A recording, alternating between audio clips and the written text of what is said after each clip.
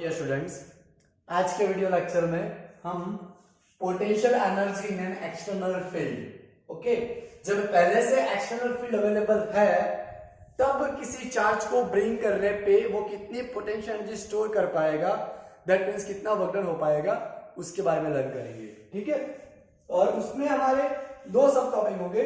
ये हमारा पहला सब टॉपिक है 2.8.1 potential energy of a single charge when we bring a single charge from infinite to particular point when external electric field is already available, then what is the required work done on that charge particle, okay, that we have to determine over here. okay, तो उसको कैसे calculate किया जाएगा वो हमें देखना है। इससे पहले आपको एक चीज पता होनी चाहिए कि whenever no electric field is there or in absence of electric field, when we bring any charge particle, then what is work required to be done? Okay, or if system of charges are there, then what is the work required to be done? Okay, that should be known to us. Okay, then only you can learn this topic. Okay, तो सबसे पहले अगर आपको वो topic नहीं पता है कि एक्सटर्नल फील्ड ना हो तब सिस्टम की पोटेंशियल एनर्जी कैसे कैलकुलेट करते हैं, वर्क डन कैसे कैलकुलेट करते हैं, तो इस लेक्चर में आपको बहुत आइडिया नहीं आएगा। तो बेहतर है कि आप पहले वाला potential system of potential energy वो वाला टॉपिक पढ़ ले या फिर उसका वीडियो देख ले, फिर आप यहाँ पे आओगे तो आपको पता चलेगा। ठीक है, तो हम स्टार्ट करते हैं। टॉपिक है हमारा potential energy of a single charge when external field is available.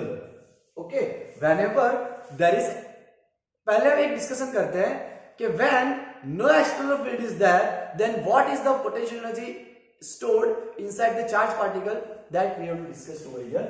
So when no electric field is available, then if you bring a q1 charge particle, okay, then in that particular space region no charge is available elsewhere, okay, nearby region, then work required to done this charge q1 what is potential difference before it zero. उसके पहले वहां पे कोई charge ही नहीं है तो potential difference भी नहीं होगा बट ऑब्वियसली, और अगर कोई पोटेंशियल डिफरेंस नहीं हुआ तो वहां पे पोटेंशियल जीरो आएगा, और अगर पोटेंशियल हमारा जीरो आ रहा है तो इससे मल्टीप्लाई करेंगे तो वर्क डन भी जीरो आ जाएगा। ठीक है, अगर इलेक्ट्रिक फील्ड नहीं है तो हमारा वर्क डन भी कितना आएगा, जीरो। लेकिन यहाँ पे जो हम डिस्कस करने वाले हैं, okay, that point is when external electric field is present over there. Okay, so whenever external field agency is over there and then we bring a charge particle from infinite to particular point, then work will be defined as, आप देखिए, suppose electric field is already available,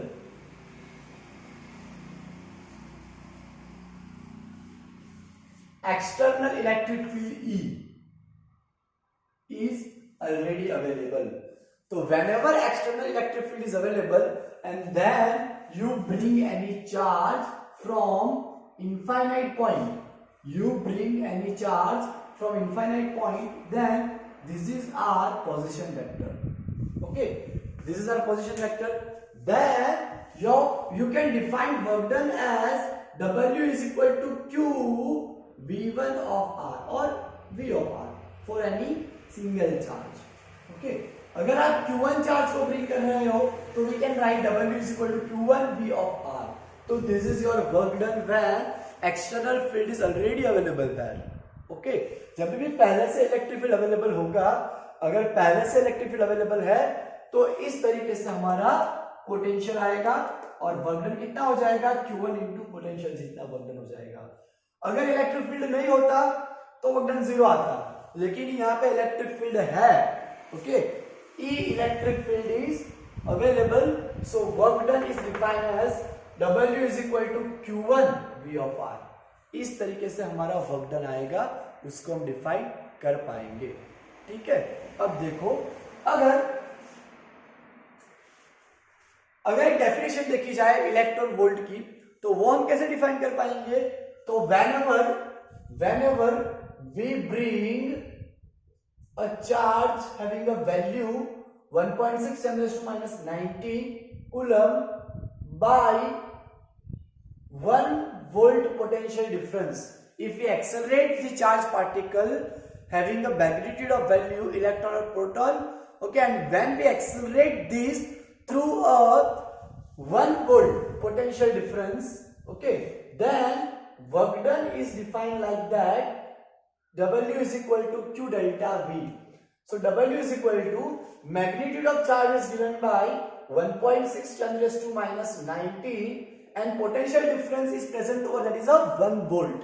Okay, अगर हमारा charge 1 volt के potential difference वाले reason से accelerate करता है, वहां से हम उसको एक्सेलरेट करवाते हैं, तो हमारा वर्क डन हो जाएगा इतना. ओके, कितना हो जाएगा? 1.6 10 raised to minus 90 joule. Okay, इसका मतलब ये हुआ कि हमने डिफाइन किया कि ये जो वैल्यू है वो हमारी 1 इलेक्ट्रॉन वोल्ट के बराबर आई. ओके, जब भी हम यूनिट चार्ज ले लेंगे 1 इलेक्ट्रॉन वोल्ट की वैल्यू कितनी आएगी? 1.6 into 10 raised to minus 19 joule. यानी कि अगर आपको इलेक्ट्रॉन वोल्ट को जूल में कन्वर्ट करना है, आपको अगर इलेक्ट्रॉन वोल्ट को जूल में कन्वर्ट करना है, तो उसकी वैल्यू आ जाएगी 1.6 इंटू 10 raised to minus 19. ये जो इलेक्ट्रॉन वोल्ट है वो हम कब यूज करेंगे? whenever we will learn about atomic physics, in nuclear physics and particle physics, we mention or we abbreviated unit of work or potential energy as electron volt, okay, or joule. तो this is very important. Now अगर हमारे पास 1 kilo electron volt है और अगर आपको इस 1 kilo electron volt को joule में कन्वर्ट करना है, तो ये हमारा हो जाएगा 10 raised to 3 1.6 10 raised to minus 19 joule. यानी कि 1.6 10 raised to minus 16 जूल, इतना आ जाएगा. अगर आपके पास 1 मेगा इलेक्ट्रॉन वोल्ट है और उसको आपको जूल में कन्वर्ट करना है, तो 10 raised to 6 1.6 10 raised to minus 19 1.6 10 raised to minus 19 plus minus 19 plus 6 हमारा क्या हो जाएगा? minus 13 joule. अगर हमें 1 गीगा इलेक्ट्रॉन वोल्ट को कन्वर्ट करना है, तो 10 raised to 9 1.6 10 raised to minus 19 यानी 1.6 10 raised to minus 10 जूल. अगर टेरा इलेक्ट्रॉन वोल्ट को कन्वर्ट करना है, तो 10 raised to ये हमारा प्लस 12 आता है, तो यहाँ पे हो जाएगा 10 raised to plus 12 into 1.6 10 raised to minus 19. तो अब देखिए 1.6 10 raised to minus 7 जूल. यहाँ पे हमने कन्वर्ट कर लिया. तो ऐसे हम उसको कन्वर्ट भी कर सकते हैं. तो जब भी सिंगल चार्ज हो, तो whenever external field is available, then work required to be done is Q1 of V of R. और अगर आप उसको Q से डिफाइन करते हो, तो Q of V of R. Okay, अब हम देखते हैं कि जब हमारे पास दो चार्ज होते हैं, दो चार्ज को ब्रिंग करना होता है, तब वर्क डन कितना आता है. ठीक है, जब भी हमारे पास दो चार्ज पार्टिकल होंगे, तब हमें उनको इनफाइनाइट से पर्टिकुलर इलेक्ट्रिक फील्ड में ब्रिंग करने के लिए कितना वर्क डन करना पड़ेगा, वो आप देखिए. टॉपिक है हमारा 2.8.2 potential energy of a system of two charges in an external field. Okay, जब दो चार्ज को हम ब्रिंग करके लाएंगे पर्टिकुलर पॉइंट पे, तो हमारे पास कितना पोटेंशियल आएगा और उसको वर्क डन कितना करना पड़ेगा, that we have to learn. तो first we draw here electric external electric field. This is our external electric field. मान लो कि पहले हमको क्या करना है, Q1 को ब्रिंग करके लाना है पर्टिकुलर पॉइंट पे, जिसका पोजीशन वेक्टर हमारा होगा R1. तो उसके लिए वर्क डन करना पड़ेगा. Okay, so work done to bringing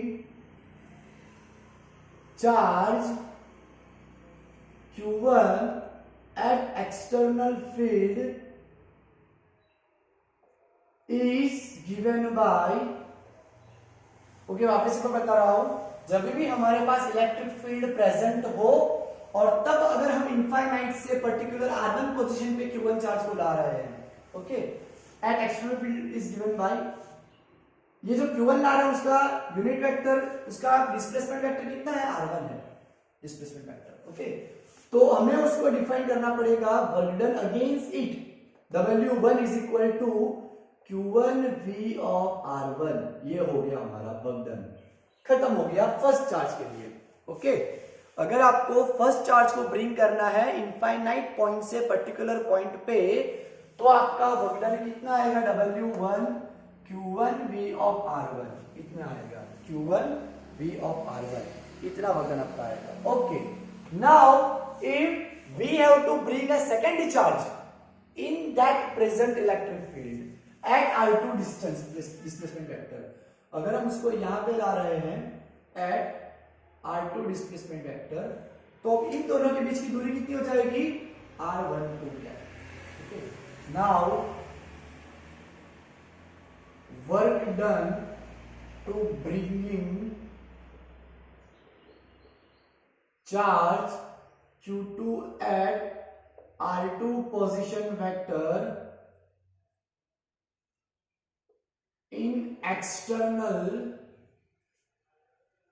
electric field, then this will calculated by 2 step। दो स्टेप से हम उसको कैलकुलेट कर पाएंगे। पहले तो क्या करना पड़ेगा? Q2 को ब्रेक करने के लिए against the external electric field उस पर वर्क डन करना पड़ेगा। ओके, तो first work done on Q2 against external electric field. Okay, work done on Q2 against external electric field. External field के अगेंस्ट में वर्क डन करना होगा हमें, तो वो कितना आएगा हमारा work done? W2 is equal to Q2V of R2 इतना वर्क डन आ जाएगा। ये हमारा against the external electric field work done करना पड़ेगा। ओके, हमने Q2 चार्ज को यहां पे ब्रिंग किया, तो एक्सटर्नल फील्ड तो उस पर एक्सेप्ट कर ही रहा है पोटेंशियल, लेकिन ये जो हमारा चार्ज है Q1, वो चार्ज भी अब पोटेंशियल एक्सर्ट करेगा Q2 पे। ठीक है, ये जो Q1 चार्ज है हमारा, वो Q1 चार्ज भी क्या करेगा? Q2 पे पोटेंशियल एक्सर्ट करेगा। एक्सटर्नल इलेक्ट्रिक फील्ड तो किया ही, उतना किया, लेकिन ये जो दूसरा हमारा चार्ज है Q1 जो पहले से अवेलेबल है, वो भी पोटेंशियल क्रिएट करेगा Q1 पे। तो now work done on Q2 against Q1 charge is given by W। किसको हमने ब्रिंग करके लाए? Q2 को। पहले से कौन अवेलेबल है? R1, 1 पहले से अवेलेबल है, तो उसकी वजह से कितना आएगा? Q2 V1 की वजह से कितना आएगा? KQ1 R12। तो यहां पे हो जाएगा W2 is equal to K Q1 Q2 upon R12। ठीक है, तो टोटल वर्क डन कितना आएगा? Total work done to bringing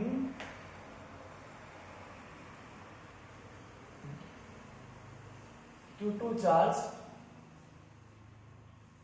W2 is equal to Q2 of V of R2 plus K Q1 Q2 upon R12। ठीक है, अब आप देख सकते हो, यानी कि दोनों का हमें एडिशन करना है, टोटल वर्क डन फाइंड करना है। तो total work done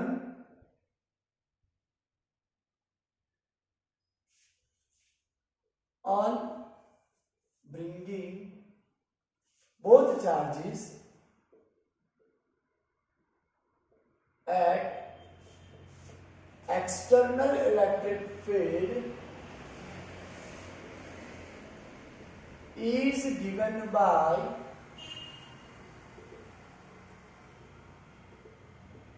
Q1V of R1 plus Q2V of R2 plus KQ1 Q2 upon R12।